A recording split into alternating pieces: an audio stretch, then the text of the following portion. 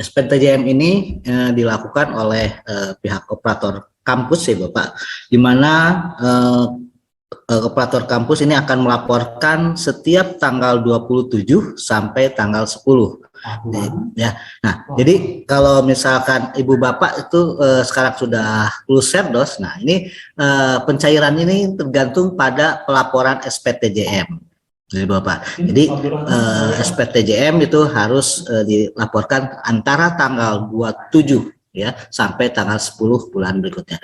Nah, Ibu Bapak itu akan pencairan itu mulai dari Januari ya, tapi akan dibayarkan Februari akan dibayarkan Maret akan dibayarkan April, Mei dan seterusnya sampai November. Nah, November akan dibayarkan Desember dan Desember itu langsung dibayarkan Desember juga. Jadi nanti pada bulan Desember operator SPTJM ini akan melaporkan sekaligus 2 kali ya.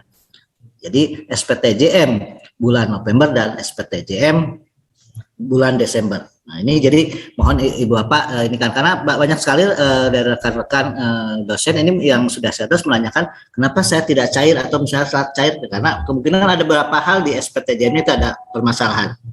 Oke, misalnya saya masuk ke ini, saya sudah izin.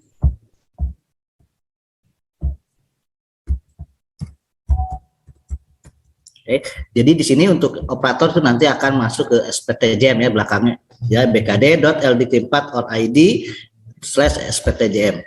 Nah, baik di sini Bapak. Jadi di sini di dashboard ini ada beberapa hal yang perlu tekankan ya. Jadi SPTJM itu dipengaruhi oleh laporan Ibu Bapak. Pertama dari identitas Bapak. Jadi untuk Ibu Bapak yang bukan dosen DPK atau dosen PNS, maka disarankan untuk tidak mengisi NIP-nya ya. Jadi dikosongkan tanpa ada spasi ataupun apapun. Kosongkan aja. Ya dikosongkan itu karena nanti akan berpengaruh pada daftar dosen. Oke, contohnya misalnya seperti ini. Jadi ketika pelaporan setiap bulan tadi, maka operator harus melakukan setting pimpinan.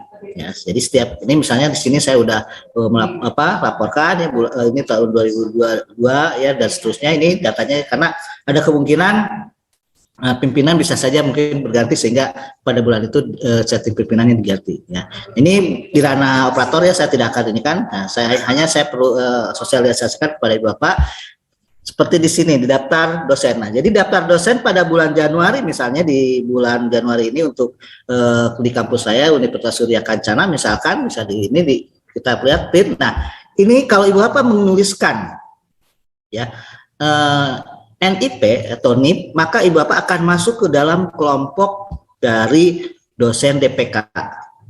Ya, jadi di sini. Nah, kalau misalnya Ibu Bapak ternyata dosen tetap yayasan, tidak boleh masuk ke sini Bapak. Tapi harus masuk ke bagian dosen tetap yayasan ya, karena nanti untuk di pelaporannya itu akan berpengaruh. Jadi kalau misalnya seperti itu.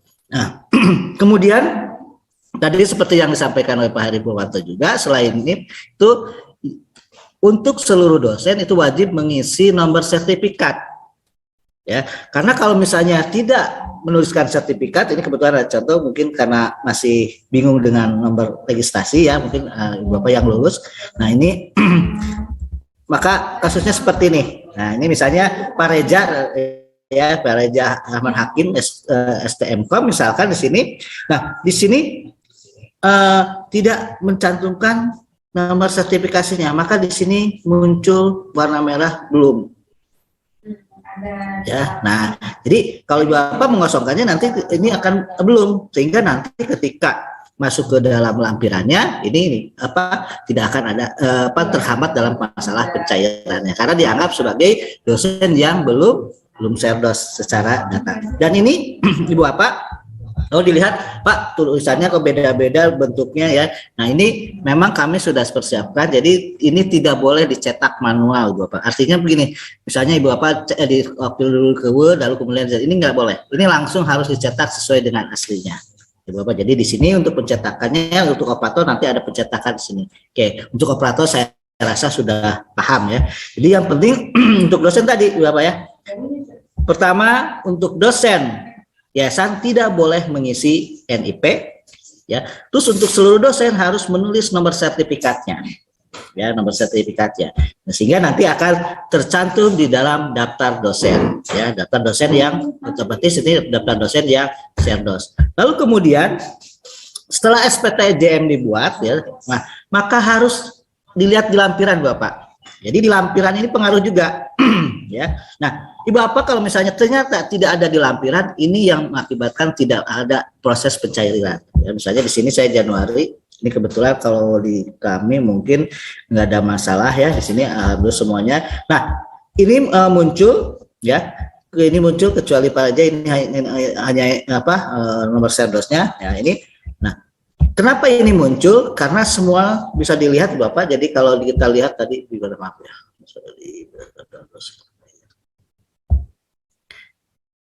Oke, di daftar dosen Bapak. Jadi yang daftar dosen ini ya. Nah, patokannya begini Bapak. Ya. Jadi kalau misalnya untuk sekarang itu patokannya itu, nah, ya. Jadi patokan pembayaran itu adalah genap 2020-2021 dan gasal 2020-2021. Dan ini ya ini sebetulnya masih BKD Bapak. Jadi saat ini sampai bulan Februari statusnya masih BKD. Artinya walaupun ya Ibu Bapak ini belum di-approve, itu masih tetap dilakukan pencairan. Karena ini ada pasangannya itu LKD BKD.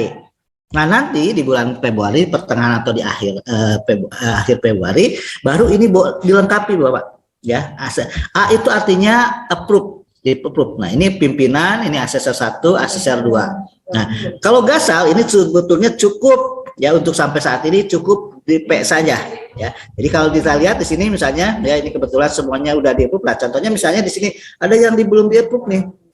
Ya, walaupun belum di-approve tetap masuk ke dalam lampiran. Kenapa? Lampiran SPTJM itulah yang menentukan bahwa dosen yang bersangkutan adalah dosen yang sudah melakukan pelaporan secara benar. Ya Bapak, jadi di sini. Jadi kalau misalnya ternyata Ibu Bapak misalnya nih kasus misalnya ya apa di sini nggak ada kosong, ya ini kosong, nggak ada A-nya. Nah berarti Ibu Bapak kemungkinan tidak akan muncul di dalam lampiran sehingga tidak dilakukan proses pencairan. Ya, jadi Ibu Bapak silahkan berkoordinasi dengan operator ya, operator SPTJM, apakah status data saya itu sudah bisa dicairkan atau tidak. Nah, sebetulnya Ibu Bapak bisa saja ya lihat di apa di tampilan di masing-masing ya, di mana di situ lihat aja kalau misalnya di BKD ganjil ya 2021 2022 apakah pimpinan sudah approve. Nah, kalau sudah approve aman, lalu kemudian yang genapnya apakah seluruhnya sudah approve atau belum ya. Kecuali kalau yang Ibu Bapak yang sekarang baru lulus ya, kalau yang baru lulus ini cukup approve pimpinan itu sudah, hanya nanti di bulan Februari, di pertengahan Februari baru kemudian Ibu Bapak harus melakukan permohonan pada asesor untuk melakukan approve. Nah, setelah misalnya semua ini nanti kan nah lampiran sebagainya sudah dibuatkan SPTJM-nya. Nah, ini nanti oleh perguruan tinggi ini akan dikirim secara manual Bapak ke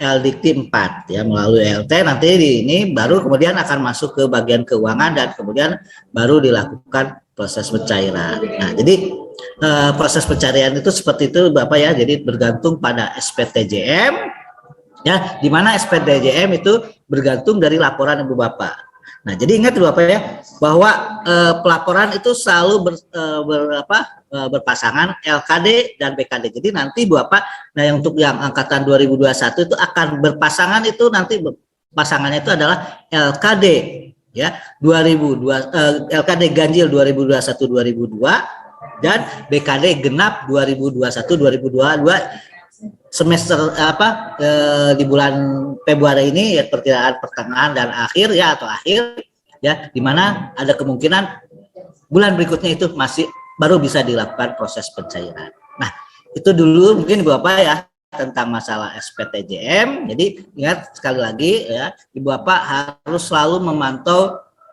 sistem Ibu Bapak juga ya setiap sebelum tanggal 27 ya, itu apakah sudah aman atau tidak, sehingga nanti operator SPTJM bisa di. Jadi kalau misalnya anggaplah bulan pertama Ibu Bapak, oh ternyata saya sudah aman, ya udah tunggu aja. Jadi nggak perlu bulan berikutnya nggak perlu lagi heboh ya, cukup tunggu aja. Karena apa? Artinya sekali sudah sesuai, maka berikutnya sesuai. Kecuali pas terjadi perubahan BKD menjadi LKD, maka Ibu Bapak nanti amati lagi ya.